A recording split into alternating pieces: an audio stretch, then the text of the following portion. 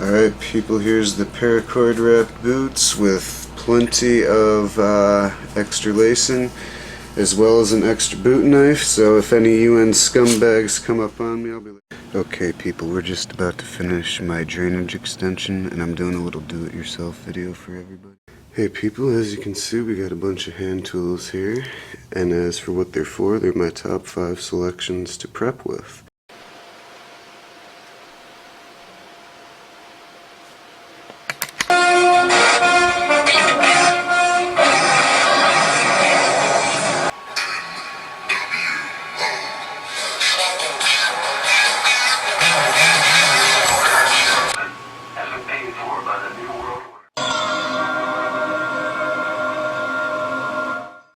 Hey people, I just wanted to show you a survival tip or trick I've been meaning to do for myself for a while here.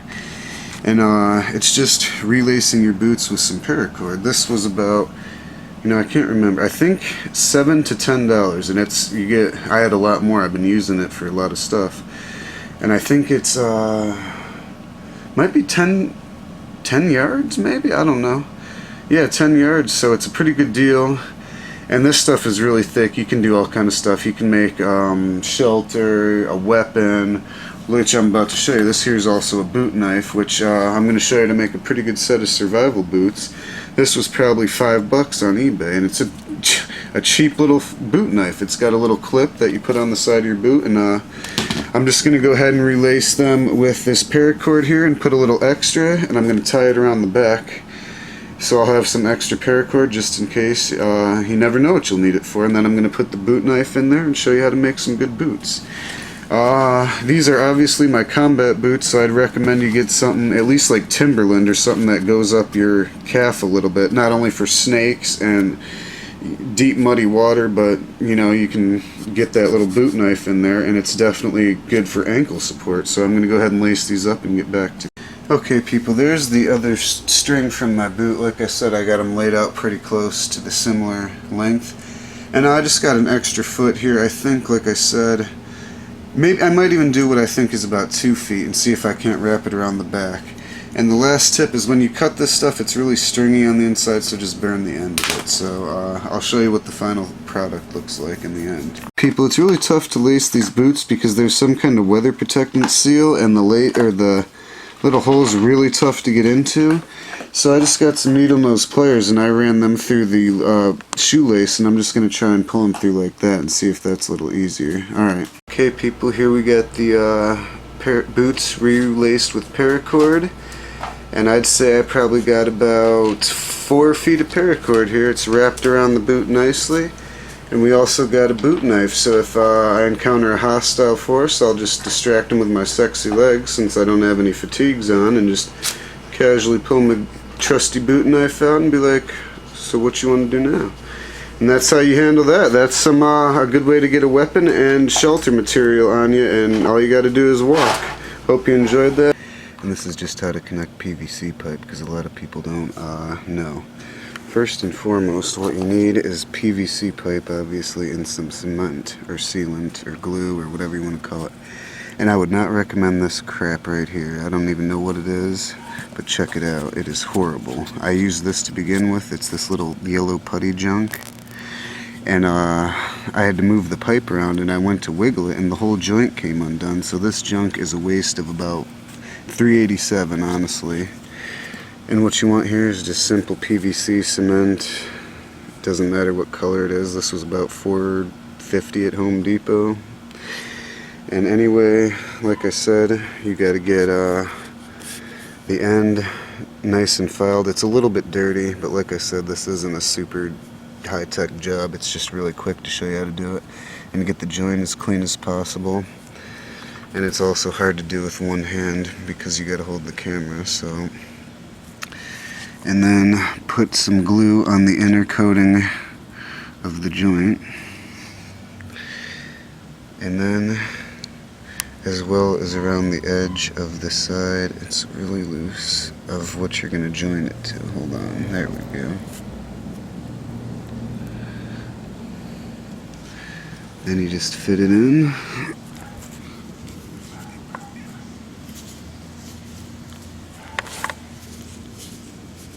1 second, let me get that tightened up.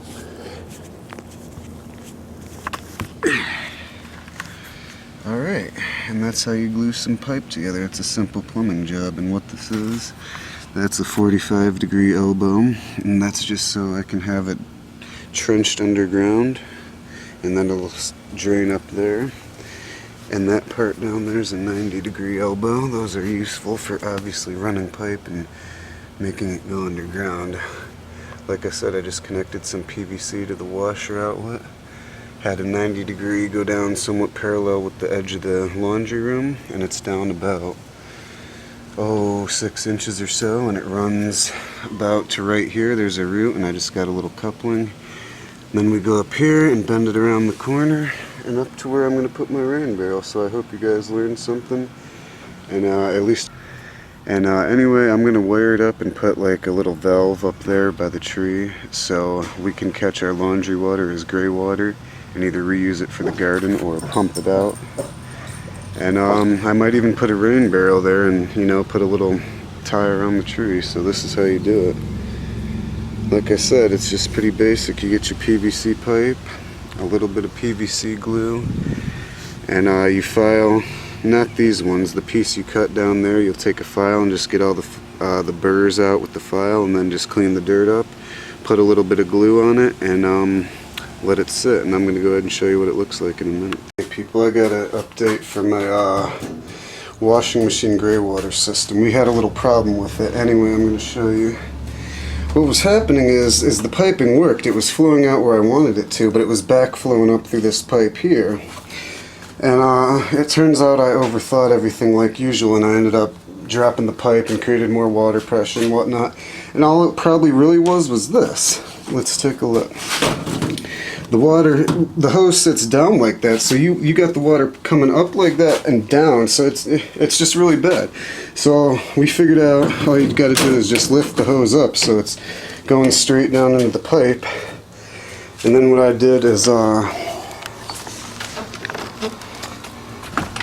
added another 6 inches down here to get a little bit more water pressure from the gravity, and then it flows around that 90. We also had to go and 90 it under this root here, which was a pain, so I'm documenting that. And then it 45s out of the washer, so why would you want hand tools instead of, you know, power tools? Well, we're going to get to that. And first, I'd recommend a plier type. I'm not going to go over what each type is, because that's not the type of video. I don't want to make it too long. The different types, as you can see, we got an adjustable wrench, some lineman's pliers, some wire strippers, and some vice grips. These two are similar. These are pretty good, and needle tools. If anything, I'd recommend an adjustable wrench, because obviously it's adjustable. It can double as a weapon. That's another thing I recommended. I tried to select tools with multiple functions. So this is for getting nuts and bolts off, especially the end there. And it's just a good adjustable wrench. And it's a gripping tool, I'd say. Next we're going on to the saws. Here is just a cheap little saw. This is a drywall saw, little junior hack saw, and you know, a regular rip saw. And out of all of them, I'd recommend a folding saw for your bug out kit. Why? Because look how small it is. This is a cheap one too. This was like $4. I got a really good one in my actual kit. And this is, you can saw down tree branches, make a shelter, you know, do anything with that. And it's, the one I got is just as efficient as this one, and it's like, not even, it goes out to that. So it's a little bit better than this. Anyway, you definitely want a saw as well. This is all tools for weapons and shelter construction. So next we'll have something that can function as a bludgeoning weapon, the hammer. They're just various sizes, as you can see. I'd get the biggest one. Obviously, if you don't know what a hammer's for, you might want to look. You can pry things out.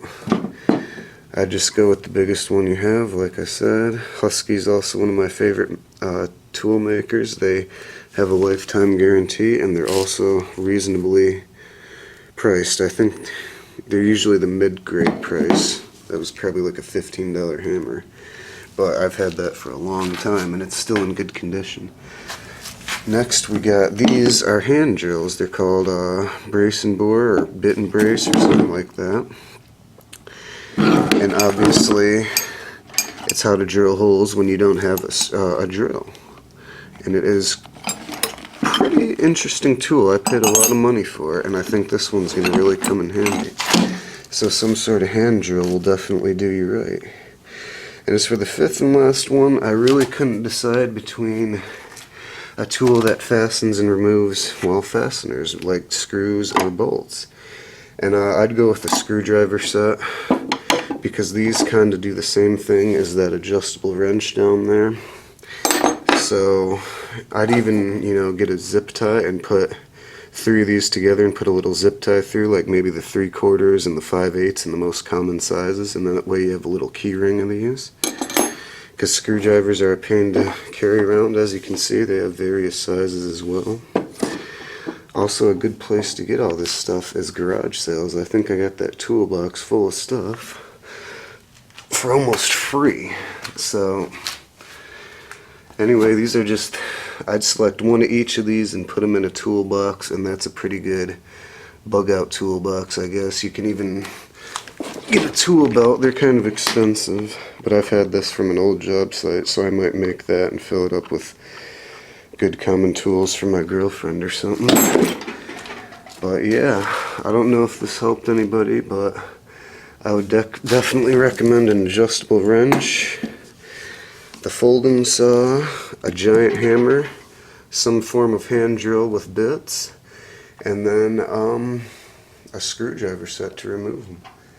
That should be relatively cheap, and you'd be able to build anything with this stuff. Now the only problem is finding fasteners and things once you have those, but you can always remove ones you find or salvage. So anyway, that's a good start on how to build up your toolkit. And obviously all these tools are useful. Do you need them all? No. That's why I said the top 5 and I selected one of each. So you could probably get one of each of these 5 for around $40 tops if you're pretty good at shopping and garage sales. And one last thing I just noticed at the tool store now, especially with my favorite brand Husky here, is they got these universal socket Allens, which is weird. It's got some kind of fitting in there that grips like hex nuts and just 6 different fasteners. It's pretty cool, and it comes with like 3 of them for a pretty good deal. I'm going to go ahead and try and pick that up.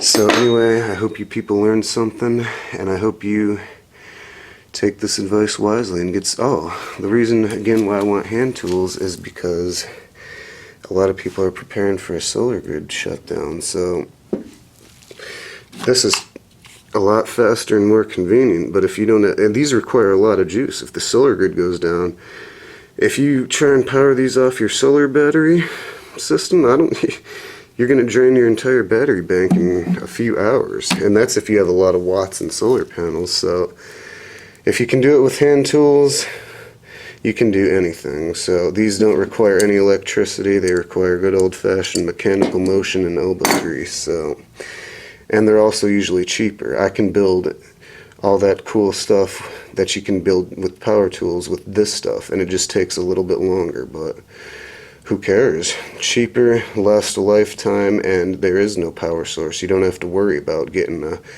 extra, couple solar panels just to run a stupid drill and saw system. So that's why I'd go with hand tools over power tools. I will come back and recommend more later, but this is just to get you all started. Alright, take care. And as you can see, it's just everything that I just went over with you, and even a little more. We got pliers, basic knives. It's just like a Swiss Army knife. You got a Phillips head bit there, as well as a flat head on the other side. It looks like a small little saw, and some knife fittings. So I would definitely add that to your little Altoid survival tin.